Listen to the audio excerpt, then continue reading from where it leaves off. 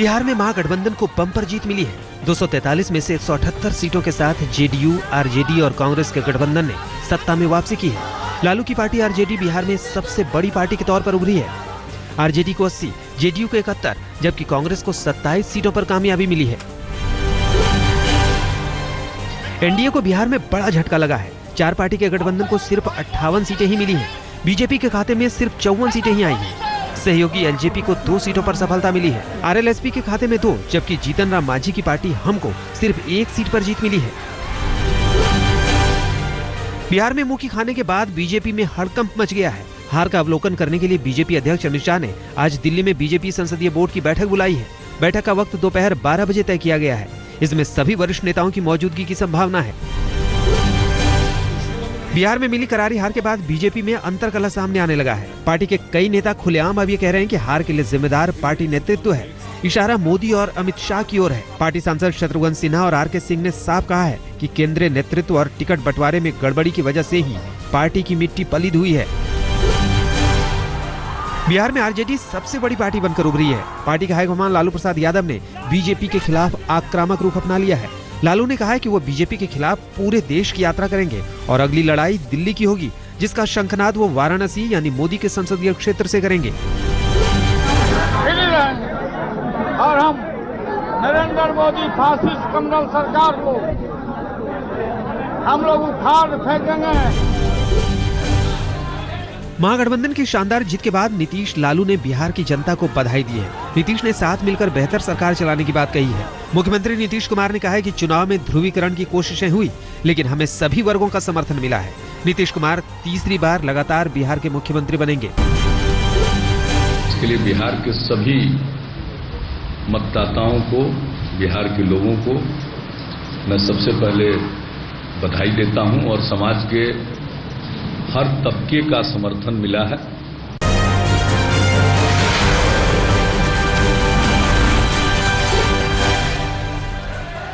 जीत के बाद मुख्यमंत्री नीतीश कुमार ने कहा है कि हमारे मन में किसी के लिए दुर्भावना नहीं, हम विपक्ष का सम्मान करेंगे। नीतीश ने यह भी कहा कि बिहार पर देश भर की नजरें टिकी थी और बिहार के नतीजे का राष्ट्रीय राजनीति में असर होगा। लालू यादव के दोनों बेटे तेज प्रताप और तेजस्वी यादव को चुनाव में जीत मिली है। बड़े बेटे तेज प्रताप महुआ से विधायक चुने गए हैं, जबकि तेजस्वी ने राघोपुर पर फतह का झंडा गाड़ा है। हालांकि शुरुआती रुझानों में दोनों पीछे चल रहे थे, लेकिन गिनती आगे बढ़ने के साथ ही इन्होंने जीत की ओर कदम बढ़ा दिया। पूर्व केंद्रीय मंत्री सीपी ठाकुर के बेटे विवेक ठाकुर को चुनावी हार का सामना करना पड़ा है। भागलपुर से अश्विनी चौबे के बेटे अरिजीत सारस्वत चौबे की भी हार हो गई है। मांझी कैबिनेट में मंत्री रहे नीतीश मिश्रा भी चुनाव हार गए हैं। पूर्व सीएम जगन्नाथ मिश्रा के बेटे नीतीश अपनी परंपरागत सीट झंझारपुर से चुनाव हारे हैं। बिहार के पूर्व मुख्यमंत्री जीतन राम मांझी ने इमामगंज से चुनाव जीत लिया है, लेकिन मखदुमपुर से हार गए हैं। मांझी की पार्टी को 20 में से सिर्फ इसी इमामगंज सीट पर सफलता मिली है। उधर बाहुबली नेता अनंत सिंह ने मोकामा से चुनाव जीत लिया है। लालू के कहने पर नीतीश ने हत्या के मामले में अनंत सिंह को गिरफ्तार किया था और चुनाव से ठीक पहले इन्होंने जेडीयू से इस्तीफा दे दिया था। बीजेपी सांसद शत्रुघ्न सिन्हा ने इशारों में पीएम मोदी पर निशाना साधा है। कहा कि कप्तान को ताली मिलती है तो गाली भी। शत्रुघ्न सिन्हा ने आज तक से कहा कि चुनाव के समय नेगेटिव कैंपेन करना पार्टी को भारी पड़ा। उन्होंने जीत पर लालू और नीतीश को बधाई भी दी। ये तो पुरानी कहावत है, ताली कप्तान को तो गाली भी कप्तान को। अगर ताली मिलेगी कप्तान को तो क्रिटिसिज्म कौन लेगा? क्रिटिसिज्म भी तो कप्तान को लेना पड़ेगा। अटल बिहारी वाजपेयी सरकार में मंत्री रहे अरुण शौरी ने भी बिहार में हार के लिए मोदी, अमित शाह और अरुण जेटली को जिम्मेदार ठहराया है। हालांकि केंद्रीय मंत्री रविशंकर प्रसाद ने कहा कि अरुण शौरी बीजेपी में नहीं है और वो पहले भी इस तरह का बयान दे चुके हैं। बिहार में बीजेपी को मिली हार से संघ भी सकते में है। एमजी वैद्य ने कहा कि महागठबंधन को ऐसी जीत मिलेगी ये हमें भी उम्मीद नहीं थी। कांग्रेस ने आरएसएस के जले पर नमक छिड़कते हुए नागपुर में संघ मुख्यालय के सामने पटाखे भी फोड़े।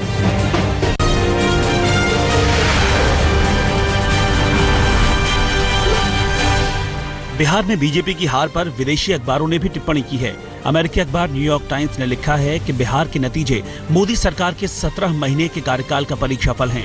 न्यूयॉर्क टाइम्स के मुताबिक संसद के शीतकालीन सत्र में मोदी के बाद राजनीतिक गति नहीं होगी। चीन की सरकारी न्यूज एजेंसी सिन्हुआ ने भी बिहार हार पर लिखा है कि मोदी के बीजेपी को बड़ा झटका लगा है। बिहार में कांग्रेस के शानदार प्रदर्शन से पार्टी का मनोबल चरम पर है। 27 सीटें जीतने पर जश्न दूसरे राज्यों में भी मनाया गया। विजयवाड़ा में कांग्रेसी कार्यकर्ताओं ने पटाखे फोड़े। भोपाल में भी कांग्रेसियों ने आतिशबाजी की।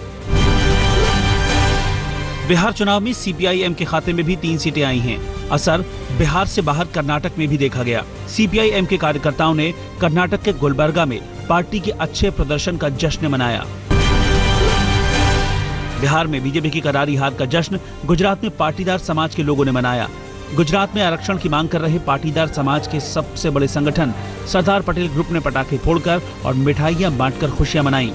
पाटीदार समाज ने कहा कि बिहार की तरह गुजरात में भी बीजेपी को उखाड़ फेंकना है।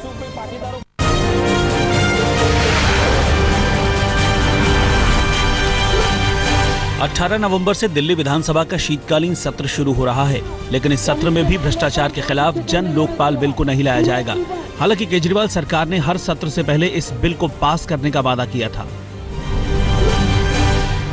दिल्ली सरकार सरकारी जमीन पर बनी अनाधिकृत कॉलोनियों की जमीन की कीमत फिक्स करने वाली है। इसके तहत इन कॉलोनियों में रहने वाले लोगों को एक तय फीस चुकानी होगी। ऐसा करने के बाद अनाधिकृत बस्तियां गैर कानूनी नहीं रह जाएंगी। दिल्ली के मुख्यमंत्री अरविंद केजरीवाल आज दिल्ली के पहले आम आदमी पॉलीक्लिनिक का उद्घाटन करने वाले हैं। दिल्ली का पहला आम आदमी पॉलीक्लिनिक गांधीनगर में बनाया गया है। इसी को मॉडल मानकर दिल्ली में 100 और पॉलीक्लिनिक बनाए जाएंगे। इससे पहले केजरीवाल आम आदमी मोहल्ला क्लिनिक की शुरुआत कर चुके हैं। आज दिल्ली के सभी 3 बीजेपी विधायक उपराज्यपाल नजीब जंग से मुलाकात करने वाले हैं। इनकी अगुवाई विधायक विजेंद्र गुप्ता करेंगे। माना जा रहा है कि एलजी से बीजेपी नेताओं की मुलाकात चौथे फाइनेंस कमीशन को लेकर होने वाली है।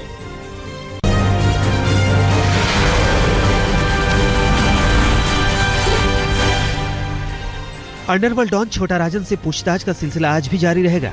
दिल्ली में छोटा राजन इस वक्त सीबीआई की कस्टडी में है। सीबीआई के पास छोटा राजन का लैपटॉप और मोबाइल फोन है, जिसकी जांच से डी कंपनी और मध्य पूर्व में फैले उसके गैंग के बारे में अहम जानकारी मिल सकती है।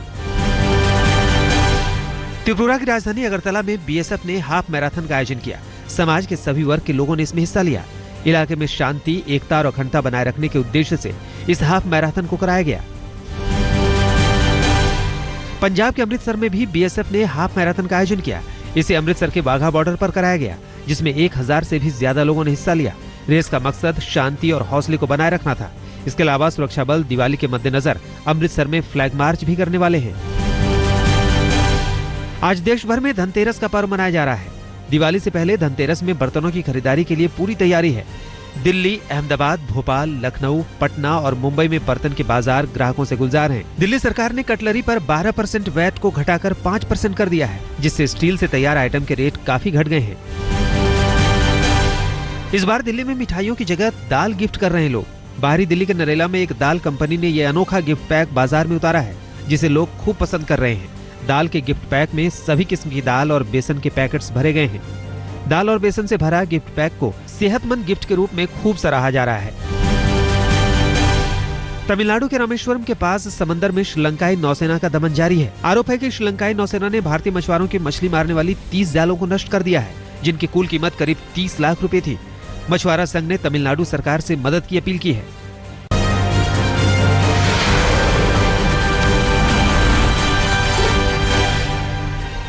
जम्मू कश्मीर के राजौरी में ऐतिहासिक मुगल रोड को 5 दिनों के बाद फिर से खोल दिया गया है।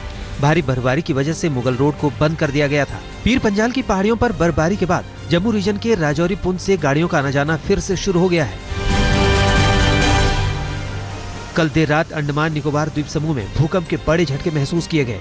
भूकंप का केंद्र निकोबार द्वीप समूह में जमीन से 7 किलोमीटर नीचे था, जिसकी तीव्रता 6.4 थी। अभी तक जानमाल के नुकसान की कोई खबर नहीं आई है।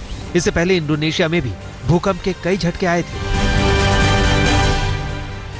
बंगाल की खाड़ी से आ रहा चक्रवातीय तूफान रुआनु आज रात को कराईकल और पुडुचेरी के बीच तट को पार कर सकता है। एहतियात के तौर पर चेन्नई में सभी स्कूलों और कॉलेजों को बंद करने का आदेश पारित हुआ है। चक्रवात की वजह से तमिलनाडु में कई जगहों पर भारी बारिश हो रही है।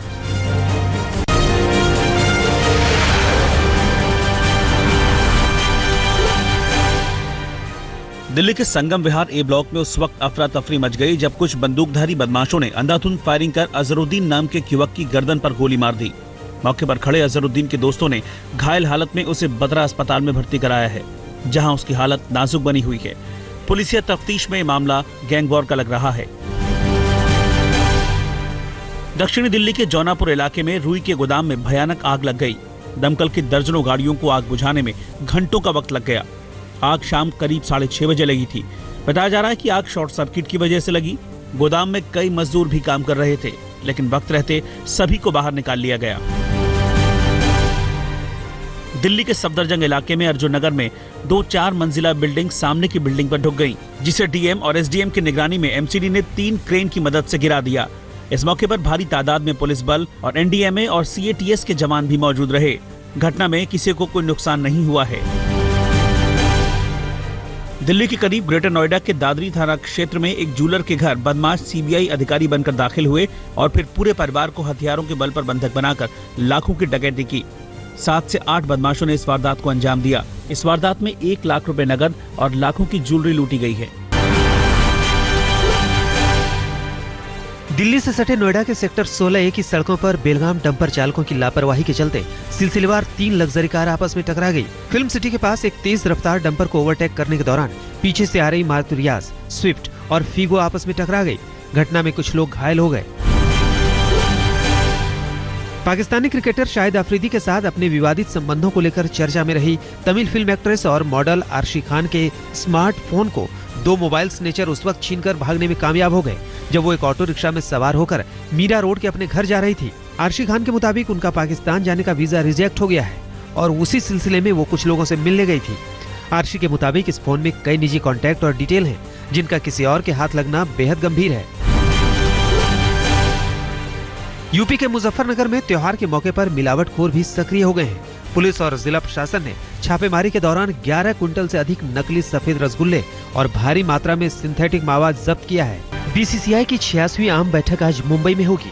खिलाड़ियों पदाधिकारियों के हितों के टकराव पर सख्त नियम लाने की तैयारी है। सीएसके और राजस्थान रॉयल्स के बदले आईपीएल में 2 नई टीमों पर भी फैसला हो सकता है।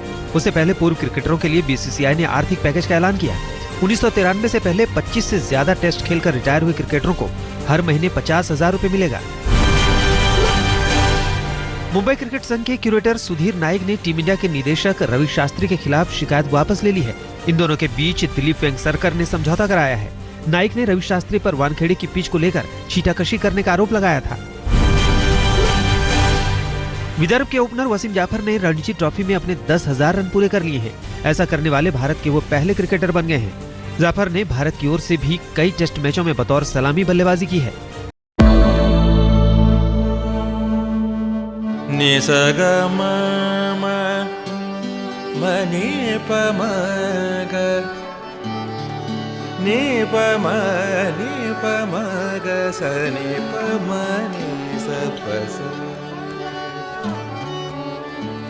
जहाँ तक याद आती रहेगी।